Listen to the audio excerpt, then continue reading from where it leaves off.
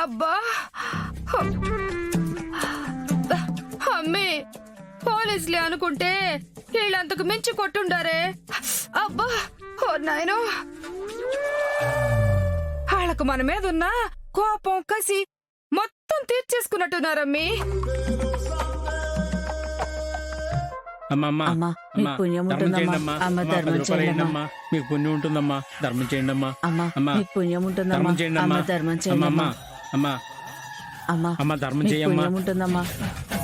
మా మొక్కలు చూసైనా ధర్మం చేయండి అమ్మా.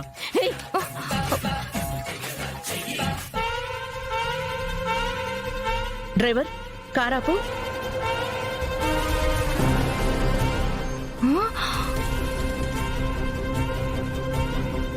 ఎంతమ్మి ఉన్న నొప్పులు చాలా ఉన్నట్టు ఈవిడెంది మళ్ళా వచ్చిండది.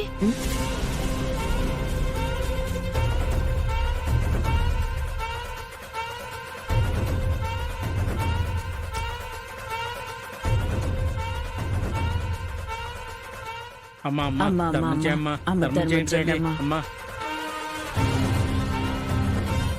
చల్లగా ఉండు తల్లి.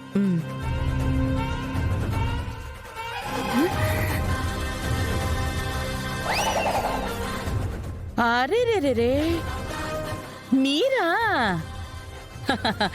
దగ్గర సరుకున్నానే. అయినా పర్లేదులే, ఇక నుంచి ఈ పొజిషనే కంటిన్యూ చేయండి. ఎందుకంటే ఇప్పటికైనా బుద్ధి తెచ్చుకోకపోతే బ్రతకడానికి ఈ బతుకు కూడా లేకుండా పోతుంది. ఉమ్మడి కుటుంబాన్ని విడదీస్తా, అనుబంధాల్ని ఆవిరిచేస్తానని వాగిన నీ అతివాగుడికి ఇవాళ ఏం గతి పట్టిందో చూస్తున్నావుగా. నోరు బుద్ధి అదుపులో ఉండుంటే ఆ ఇంట్లో కోడలిగా నీకు గౌరవం దక్కుండేది. కానీ నీ వంకర బుద్ధితో భస్మాసుర కథలాగా నీ నెత్తిన నువ్వే చెయ్యి పెట్టుకుని నీ నాశనాన్ని నువ్వే కొని తెచ్చుకున్నావు.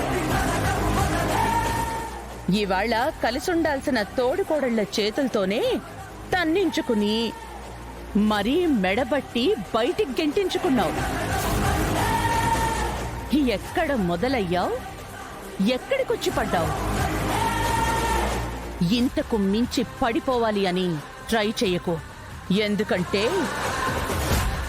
నెక్స్ట్ ఇంకా ఏమీ లేదు.